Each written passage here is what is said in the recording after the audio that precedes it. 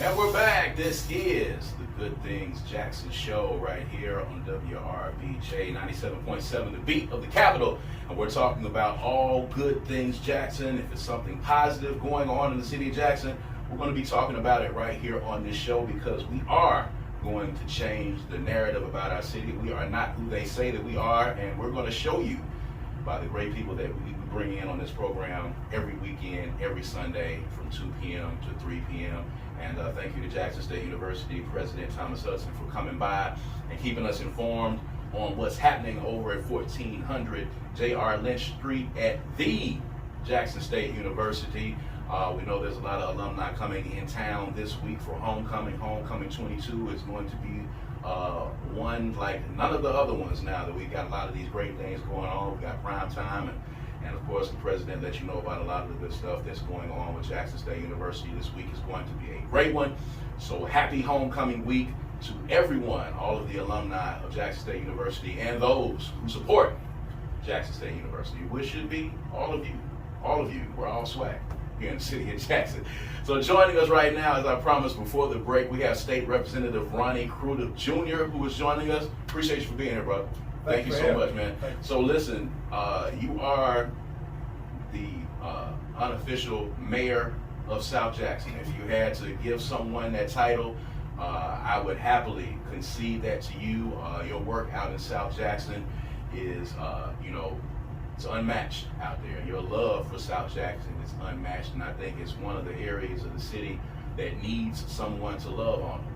And you have been dedicated to South Jackson. You're all about it. Everything that comes out of your mouth, every breath, everything that you do is something to put a positive spin on South Jackson and to add something into South Jackson. So first of all, we thank you for that. But what I saw online the other day just absolutely touched my heart, and it touched my heart because I knew the amount of work that it probably took to make that happen.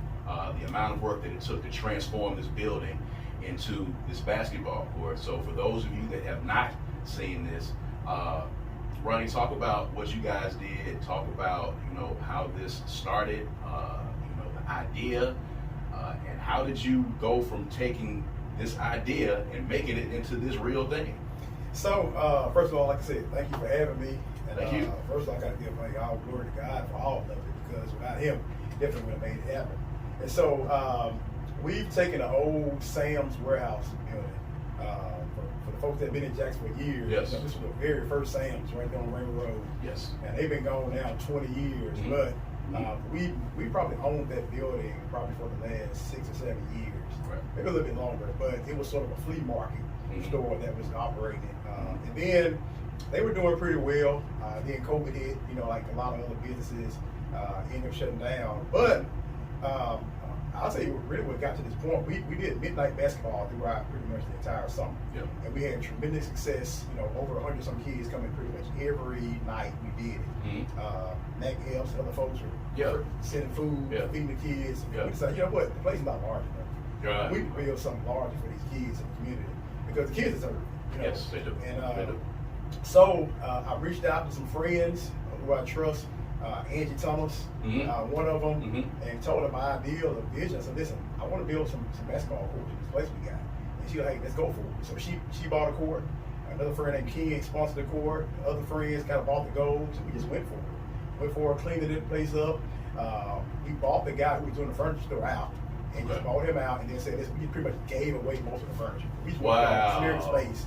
We tried Did to you put that up on Facebook? Put it on Facebook. Needed some furniture, man. You was giving away some furniture. I missed it. We told folks we gave it away, just gave them a donation. A lot of folks came and cleaned it out for us. Wow. So we're sort of that building is 110,000 square feet. Mm-hmm. So it's a large building. So we're taking sort of the first half of the building and making it to a sports complex.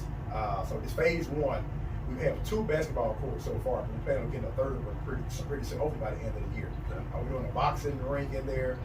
Climbing wall, we got a big art mural that's over there, tennis court, just other things that kids and youth can have because, they just don't have a lot of access in our city.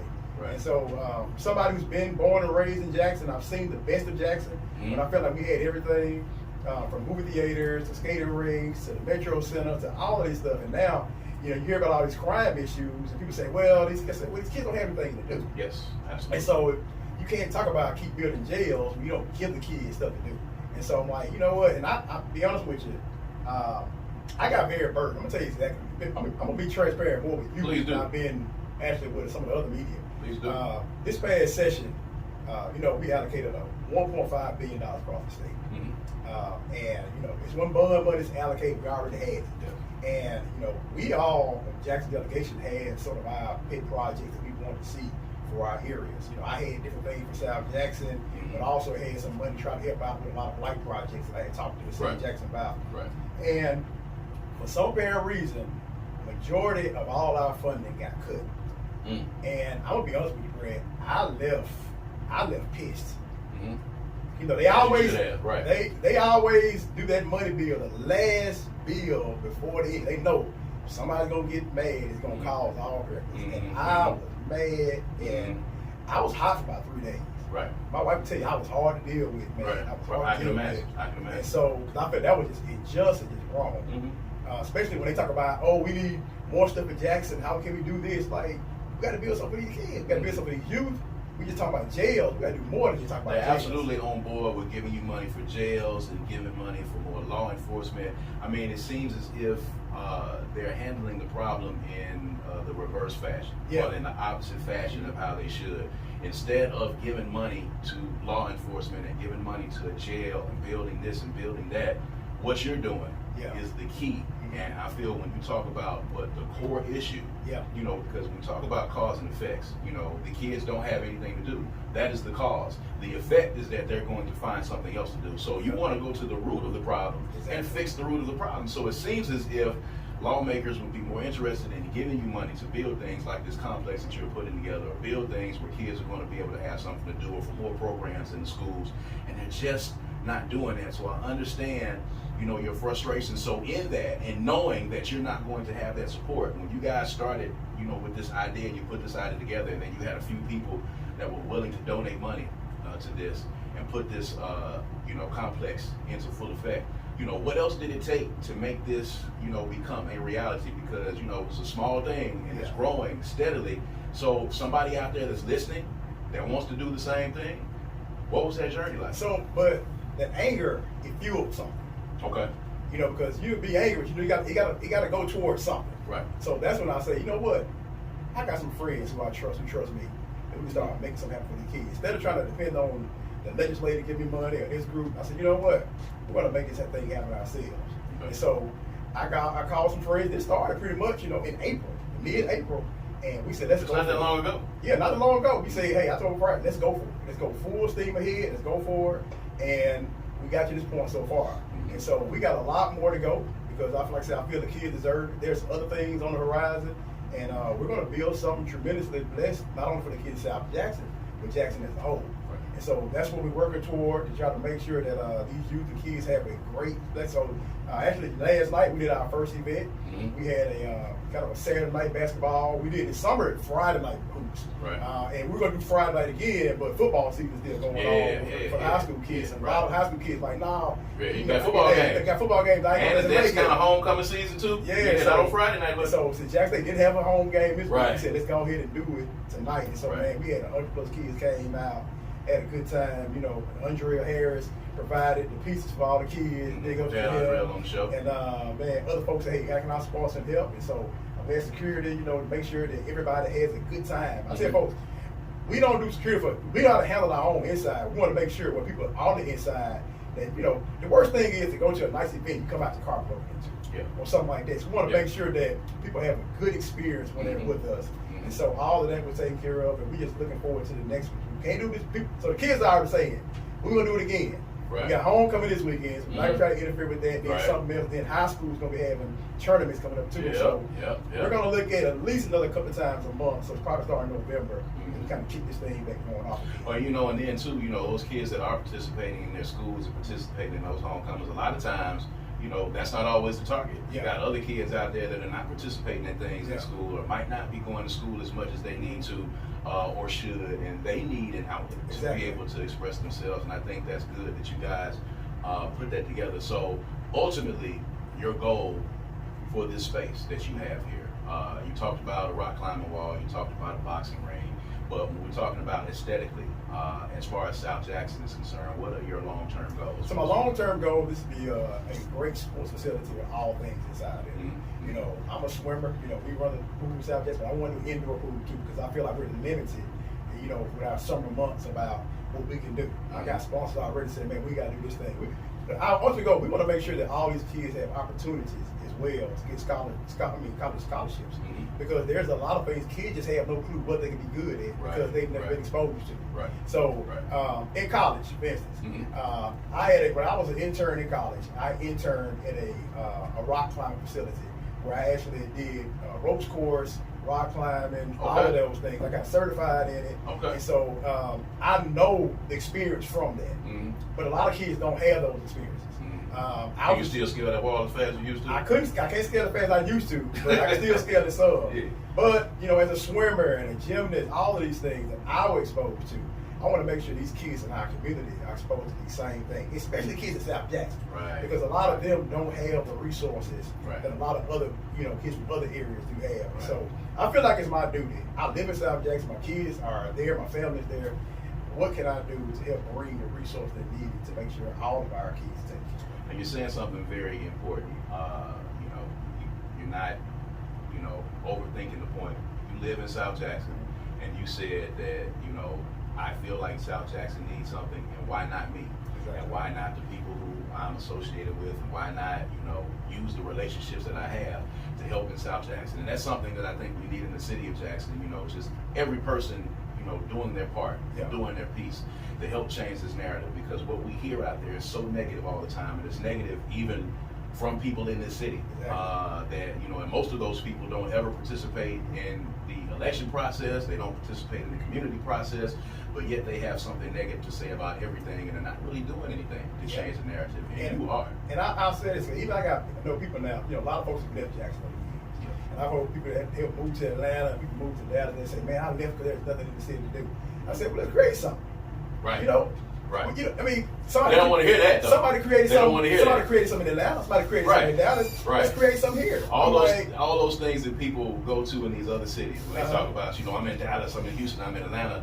There was someone that had to create that. Exactly. So why not just create that very same thing here? People don't want to hear that because that sounds like work, and it's actually you having to kind of, you know, put your work gloves on, you know, put your work suit on, and you kind of go out your hard hat, and you got to actually make something happen, which is what you do. And I think, you know, that's probably our biggest, you know, problem in the city. It is. It is. And so we got to get folks like, I mean, I love hearing even stories like nationally. See what she's doing over there, the tech center, other folks like this. I mean, if you do get a chance to go out to Dallas or Atlanta or wherever else in the U.S., see it and bring it back home. Right. You know. Right. I mean, I've been to North Carolina. I've been to all places myself and see these things, but I always have the mindset I want to bring those same experiences back home because I want my family. I want the people group in my neighborhood to have these same things. These kids that I grew up with, kids they deserve it. They deserve it. Right. And so we can't. You know, I was talking to Dr. Turner recently. He was saying, for our health issues, our numbers, we're not 50th anymore. Right. I think we kind of made our way up to like 47. Yep. I say, let's go for 25. You know what I'm saying? Like, let's keep shooting for better in all of it. So let's not just wait saying, oh, somebody else got to come do it for us. We can do it ourselves. And so that's why I said, with the Lord's help, with friends, people really behind us doing it, having really good vision. Hey, the resources come, and people are waiting for somebody they can trust. Say, listen, I know I can trust this guy. That hey, we can do these things. Make sure we do it well, and like I said, do it with integrity, but also do it well. Don't just give these kids some just junk. We want to make sure we build something nice because these kids deserve to see something nice. We want to make sure aesthetically it looks good. We want to make sure also the quality of the product we put out is well handled too. So let me ask you this question: as a state representative and as somebody who is a champion for South Jackson, South Jackson has unique challenges that other areas of the city don't have. I know, we've talked in previous interviews on different outlets about, grocery stores and, restaurants and all those things that, are not as plentiful in South Jackson as they are in other areas. Talk about some of those unique challenges that you see that are specific to South Jackson that other areas of the city don't have. Well, over the past, I would say 10 years, we've lost a lot of businesses. Not only just grocery stores, but, we've seen, You know, when I try to describe South Jackson to people, they say, well, what's going on? I say one thing. I says, man, we've had McDonald's and Waffle House that have left. You know, Yeah. I mean, that Yeah. to me, that's and those are restaurants that usually, regardless of where you are, exactly. they're gonna stay right. I said, so that just shows you the struggles we have. But at the same time, there are people who are willing to put their foot down and try to build something else too. And so I appreciate the folks who actually renovated old Rite Aid right there on the corner of McDowell Road, and then now is there another place right there over there on Super D that was closed for years. He just finally opened up to something that's like, you know, it takes that momentum like that that people just see. But then, same time, I've been doing housing renovation for a long time. I feel like we've had success in that, but one of the things I've seen is the same people we help do housing, once their kids get a certain age, they gotta leave. They're like, because there's nothing for my kids to do. And people kind of, you know, usually around their kids, I'm like, you know what, that's true, because, so that kind of pushed me to the arena. We gotta do more on the, you know, on the commercial side. Because we gotta, not only build a stable house for their family and their community, we gotta build something else for their family. Yes, there has to be And something. so, I feel like that I've done a pretty decent job of showing people, and I've talked to so many folks who kind of get into the house stuff now, but we gotta do this stuff ourselves. So, last year, in my neighborhood, in Altitude, where I live in, I bought a house, and I thought I was gonna lose my money. But I bought a house because it was right behind my in-laws, and I said I want to make sure my in-laws, who are retired now, had a good neighbor behind them. Right. And so that was my intention, never to make any money, but to do it.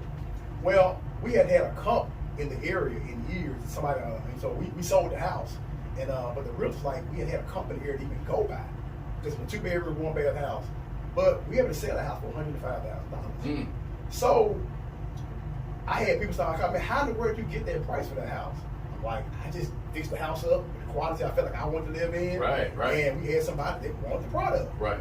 And so other folks are seeing it now. Sometimes it takes one person to make that investment, because I know if I didn't make that investment, most of the guys who are buying those kind of properties is doing it for the rental stuff. Right. They just putting $50,000 doing some flips or doing just some rental properties. Right. Like, no, we got to build something that I'm proud of my own neighborhood, but also somebody else sees. Right. And so now we got to do it on the commercial level. On the commercial side of it, I got to make that investment to build something, and people can see, you know what? There is somebody who wants this product, because a lot of times folks are not going to come until they see there is. They want to see somebody else doing it. Exactly. Right. Somebody has to invest their own money first. Right. And so that's what I'm doing. I'm willing to invest my own resources to show people there are people here that are willing to get behind it, to put to, you know, and spend money here in this community. Right. Because folks feel like, oh, those folks broke down and they ain't got no money. Right. That's not true. Right. People usually don't spend money, especially dealing with their family and their kids. Right. At the end of the day, everybody wants something good for their family, their children, Absolutely. their have. And so that's what we're doing. Right. Just giving back to South Jackson, if you're just tuning in, we're talking to State Representative Ronnie Crudup Jr. About some of the great things that he's doing in South Jackson. So all of you folks in South Jackson, I know you know who this gentleman is. He lives and breathes South Jackson, and even for what he does as a public official. So let's switch gears and let's talk about some things that happened in the legislature this year. You know, you and I have talked about a lot of those things. President Hudson just talked about it. Dr. Eric Green with JPS talked about it. The water issues that happened. A lot of people are looking to public officials. A lot of people are trying to look to place blame. Everybody wants to point a finger at who's at fault here and who did this and who mismanaged that. We're at a point now where some of those issues have been taken care of, but long term, we've got to figure out what we're going to do about these water issues. So you are there, you are in the place where the money flows, you are where the money resides in the legislature. So talk about some of the challenges that you've had trying to get other people to understand that and trying to get Jackson, Mississippi the money that it needs to help fix some of these issues. The same way I told you about earlier, so this money that was spent, you know, all the funds for this, I mean, we've had numerous meetings with the speaker, lieutenant governor, hadn't heard personally. I've been trying to get a meeting with the governor as well. I hadn't had that happen yet, to let them know what we really need. You know, so it won't be anybody saying, well, nobody told me. Right. We're telling you exactly what we need. We've had meetings with the mayor, we've had meetings with the supervisors.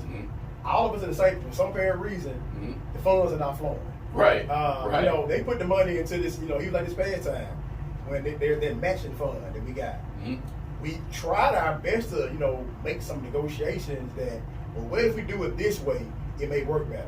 Well, actually, it ended up kind of almost hurting us now because we put it now that actually another group has to actually oversee the money even when it comes to Jackson. Right. And so these things like that keep on coming. So, but the main thing is I feel like we got to always kind of think outside the box, figure out ways that where we can get what we need. Mm-hmm. Now, I appreciate, President Biden, EPA, other folks are coming in and trying to see what they can do to help Jackson.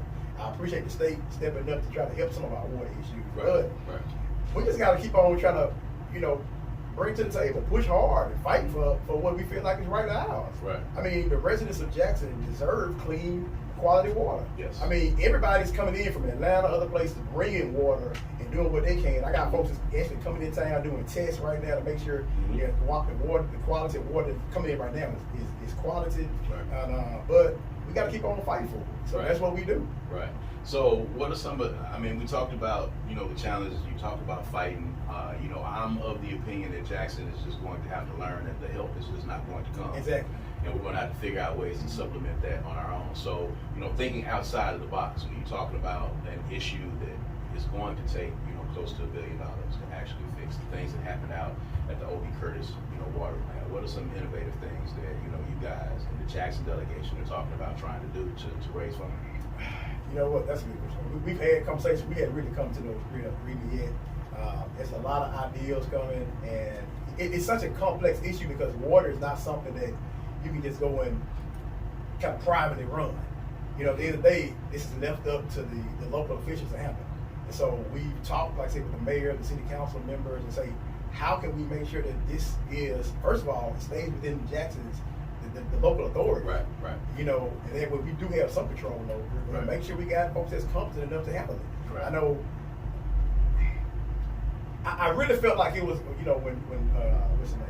When Dr. Williams stepped down, I was really concerned because we've had meetings with the speaker with him, and the speaker seemed to say, you know what, this guy really knows what he's talking about. Right. And he's been there 20 years. Right. He knows everything. He's good. And then all of a sudden he resigns. It's like, okay, what's the next step? Right. And I feel like right now there's sort of a what is it?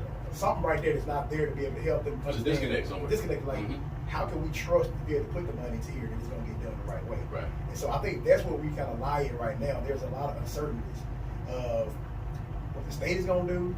I mean, we're getting updates already. I said Dr. Turner's a part of the board, and as we're getting updates about what they're doing at the water plant, but it's like we kind of missed. What's that next step? But don't you think it's weird though? Because to me it is that, the level of oversight that they want to put over the city of Jackson just doesn't exist for the other municipalities. Oh, yeah. It's almost as if, they really feel like we're just too incompetent to be able to deal with these issues. So, for me, having these quote unquote issues with, is the money going to get to the right place when, there clearly has not been evidence of, money being misspent here, there, or anywhere, any place else.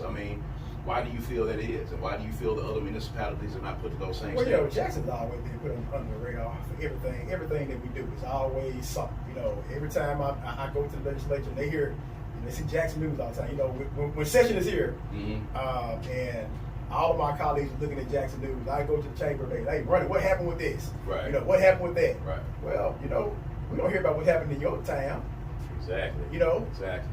But you're hearing every little thing that's under a microscope that's in Jackson. They try to critique it, and they're saying, "Well, we can't trust Jackson for this." So, I think it all comes down to relationships.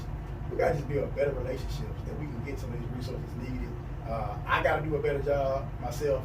My colleagues got to do a better job to see what we can do. We do have. Is there really a willingness to build a relationship? We have one on our side, clearly. Because we want to try to get these funds for the city of Jackson. But do you think that there's a willingness across the aisle from other people to actually build a relationship? Or do you think it's a relationship with a caveat? We want to have a relationship with you, but you guys have to do this in order to have this relationship? I think it's both. I think there is the one with a caveat, but I think that we have to do a better job, I said, of really talking to that real relationship too. I feel like we do have sort of an advocate with the Lieutenant Governor, who's from Jackson, lives in Jackson. We can get some things, but even with him, we got to make sure that, hey, we're all on the same page. Last year, right when session was over, and he was talking to me, he said, Ronnie, hey, we got to do, what's your thought about this jail thing? I said, I'm not really into that jail stuff. But, if you see if you can look at the news past, you didn't see me at none of those events and talk about putting money for jails. I said, that's not my caveat. Hey, I'm so excited to talk about jails, man. You know what and I told him, I said, listen, I said, I've been around people who studied this stuff for years. They say a lot of crime happened because of three things. It's a disconnect from education. Yes. It's a disconnect from employment and a disconnect from recreation. Yes. I said, those are the three things that really lead to a lot of youth crime. And I said, Jackson, right now, we suffer from all three of those. Yes. I said, so until we start dealing with that, we can't talk about jail. If you don't deal with that, you're going to keep talking about jails every year. And they say the same thing over and over again, and they're not listening to all of these studies that tell you, here are your issues. We're telling you what the issues are. Yeah. This is where you should be putting the money, but yet still is jails, law enforcement, which brings me to one more issue that I want to speak about with you, because recently I saw one of your colleagues in the legislature, another representative, was really gung ho about putting this commission together, and the mayor and the police chief coming in and testifying before this commission about crime in Jackson. And his statement was, the state really wants to help the city of Jackson with the crime issue. We want to hear from the mayor, we want to hear from the police chief and see what their plan is. Here's this commission again on crime, when again, these issues have been talked about, the causes have been talked about. So, to your knowledge, are you going to be participating in this commission? What are your thoughts on it, and what are your thoughts on the uptick that we've seen in law enforcement, especially what has happened with the Capitol Police? Well, a lot of it is, to me, just politics. Folks just kind of, to me, playing politics.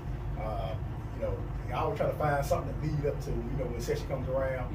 I know that comes from the GLB committee. I don't know if it was Shonda Yates and Derek Gibbs. I don't know. I know both of them part of GLB kind of push that issue. But me personally, I've been saying the same thing for the last 5 years I've been there. I'm tired of saying the same old thing. Like I told Lieutenant Governor, y'all hearing me, but you're not listening. Oh, absolutely. Until we start, I've been a lot of these conversations I've intentionally knocked on to, because how many times I keep saying the same thing over and over again? I feel like I'm wasting my breath. That's one thing I do. I hate to waste time. Oh yeah. I'm a guy with time management. I hate to waste time, so I'm not gonna be wasting my time just saying the same thing over and over again. Definitely. And so, me personally, like I said, I don't want to be a part of this. If I get asked to just come in and share, I would be asked. I mean, last year, like I said, I wasn't being a part, but Commissioner Andy Gibson, when he had his forum at the Capitol, he called me personally and said, Ronnie, I want you to come and speak. And I was on stage and I spoke. Now, I didn't come just to hear. I'm coming to share with you the ideas that I have. We're dealing with kids and youth all the time. We're talking to these kids. I'm going to tell you exactly what I believe. You can believe it or not, but that's what I'm going to do. And what was their response to that? I'm curious. I mean, the response to me, he was like, hey, it's good, but I mean, I'm just going to keep sharing my message. I just feel like if it's opportunity for me sharing my message to get it across, that's what I'm going to do. And it's crazy because, again, and I wanted to know that because that was one time when you were there in person. And the conversation went from, okay, this is what Representative Crudup is talking about, but let's swing back around to this jail issue. Let's swing back around to the Capitol Police and empowering the Capitol Police and seeming that law enforcement is the answer. And I say this all the time, Jackson, we are not going to be able to police ourselves out of a crime problem. Again, I repeat, we're not going to be able to police ourselves out of a crime problem. There are several other issues that are going on, and we're going to change that narrative. It's important that we have people like Ronnie Crudup Jr. in the legislature as a state representative and as a champion for South Jackson. Now, for any parent that's listening now that might be listening in the South Jackson area, give them the address of the complex and just talk about some of the things that you are trying to plan coming up for that complex, because we're here originally to talk about this great thing that is in South Jackson right now. So our address in South Jackson is 590 Raymond Road, Jackson, Mississippi 39204. That's where the complex is, right behind New Horizon Church. Okay. Right behind the church. I don't know when our next kind of open basketball night will be, but we do have trainers who are there doing training pretty much every day. So big shout out to the guy named Coach Tony Charles Lewis, also Denzel Jones. They're there on the ground doing training with kids, every day. And they do it from all over here. They train some of the top basketball players within the state of Mississippi. And so they're actually doing the training today. with a bunch of young ladies. They do girls and boys training. And so they're there on the ground. I'm there trying to make sure that the place gets built. That's my job. Like I said, everybody got a part to do their job. And you are the building guy. I'm the building guy.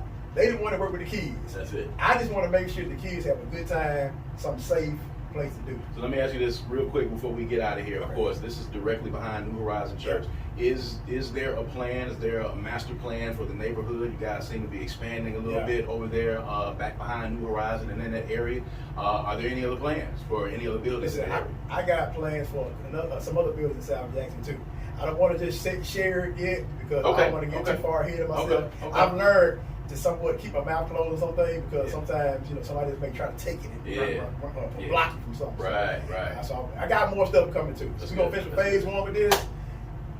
Hopefully by next year we're gonna start on the other plan with another building. So. There it is. State Representative Ronnie Crudup here talking about the new sports complex that's going up in South Jackson. It's there right now. They've already had some events. If you are a parent, please get in touch with them or please go by because this is a great way to get your kids involved and give them something to do and get them off of the streets. It is definitely Good Things Jackson because that's what we're talking about here on this show. So for WRBJ 97.7, the beat of the capital, this is Brad Kamikaze Franklin, and this has been the Good Things Jackson Show. We're going to see you guys next Sunday. Have a fantastic weekend.